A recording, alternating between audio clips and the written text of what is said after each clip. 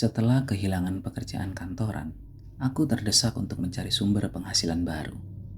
Sayangnya, tidak banyak tempat yang membuka lowongan di daerahku. Beberapa tempat yang menerima lamaran hanya menawarkan gaji rendah yang nyaris tidak cukup untuk kebutuhan sehari-hariku. Semakin lama aku mencari, semakin sempit pula pilihannya. Hingga aku menemukan lowongan sebagai petugas keamanan.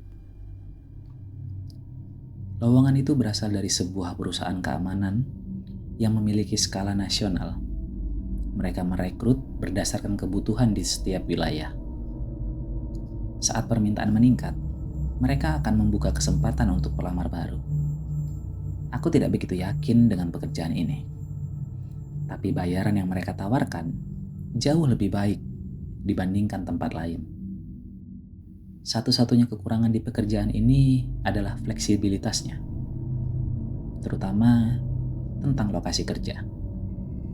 Bisa jadi hari ini aku ditempatkan di pusat perbelanjaan, bisa jadi besoknya ditempatkan di tempat barang rongsokan.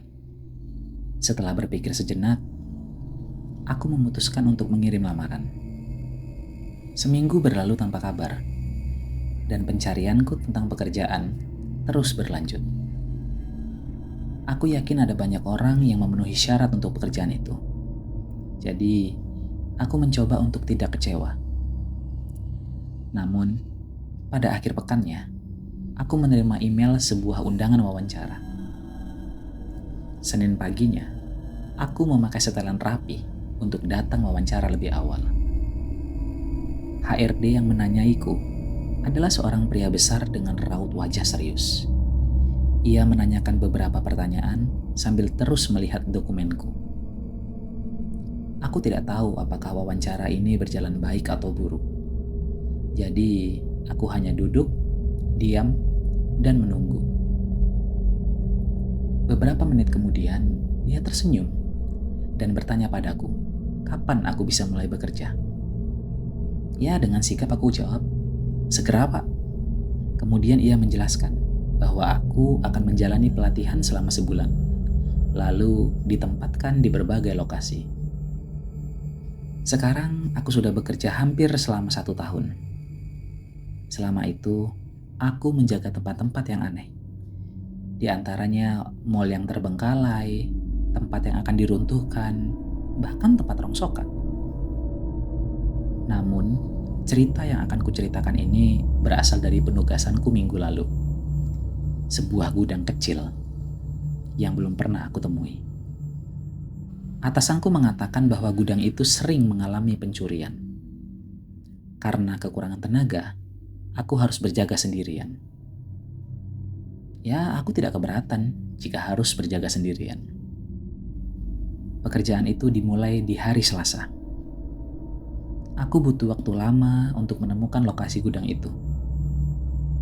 Bahkan dengan GPS, hampir 1 jam aku menyusuri jalan sempit. Sampai akhirnya, aku tiba di parkiran gudang itu. Aku berjalan ke belakang gudang, membuka pintu dari belakang, mematikan alarm, dan menyalakan lampu gudang. Saat lampu menyala, aku nyaris melompat karena kaget. Wajah kosong sebuah manekin tepat di depanku. Aku mundur beberapa langkah dan hampir terjatuh. Saat itulah aku sadar, ini adalah gudang penyimpanan manekin. Ratusan manekin berdiri kaku dalam berbagai pose. Aku mencoba menenangkan diri dan mulai memeriksa keadaan. Selain manekin, semuanya tampak normal. Malam pertama aku berjaga berlalu tanpa kejadian yang berarti. Aku lebih banyak duduk di tempatku berjaga sambil sesekali mengecek pintu. Sekitar jam 2 pagi, saat sedang menonton Netflix, aku mendengar sebuah pintu tertutup.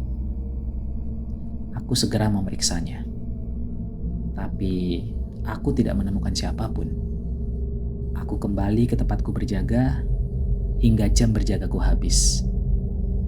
Saat hendak mengunci pintu, Aku merasa seperti salah satu manekin bergeser, tapi aku hanya mengabaikannya. 2 malam berikutnya, pekerjaanku berjalan normal. Tidak ada suara yang mengganggu dan tidak ada gangguan lain. Namun, pada malam ketiga, aku datang terlambat. Saat akan membuka pintu gudang, aku merasa seperti tidak ada perlawanan. Dan ternyata pintunya tidak terkunci. Saat masuk, sebuah manekin berdiri di sebelah kanan pintu dalam posisi seperti sedang berjalan.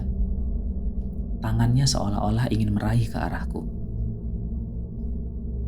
Aku segera memindahkannya agar bisa terjangkau oleh sistem alarm. Setelah memeriksa area dan tidak menemukan apapun, aku kembali ke tempatku berjaga. Saat jam jagaku selesai, aku kembali masuk untuk mengaktifkan alarm. Ketika lampu area menyala, aku melihat manekin yang tadi kupindahkan berdiri tegak dengan kepala miring ke arah pintu. Aku pura-pura tidak melihat. Aku pun segera mengunci pintu dan berlari ke tempat jagaku. Malam terakhir membuatku berpikir ulang tentang karirku sebagai satpam. Kali ini, jumlah manekin tampak jauh lebih banyak. Aku mengira itu karena pengiriman barang baru. Setelah memeriksa, aku kembali ke tempat jagaku dan melanjutkan menonton Netflix. 40 menit kemudian, aku melihat pintu gudang terbuka lebar. Dari kejauhan terlihat gelap gulita menganga dari dalamnya. Aku segera memeriksanya, menyalakan senter, dan mencari-cari jika ada sesuatu. Dan ya, tidak ada apa-apa. Tapi tiba-tiba suara benda jatuh terdengar dari belakang. Dengan gugup, aku berjalan ke arah suara itu dan menemukan sebuah kaleng cat terguling ke arahku. Tak ada siapapun di sekitarnya. Saat aku berbalik menuju pintu, sebuah manekin menutup pintu itu, sementara yang lain mematikan lampu. Aku berteriak, dan senterku pun terjatuh. Saat mencoba meraih senterku, tanganku malah menyentuh sebuah kaki plastik. Aku pun mundur ketakutan. Aku mendapatkan kembali senterku dan menyorotnya ke depan. 4 manekin mengelilingiku. Kepala mereka bergerak ke kiri dan ke kanan, seperti mencoba mendengar tanpa telinga. Satu manekin berhasil memegang pundakku. Aku pun mundur dan membentur sesuatu.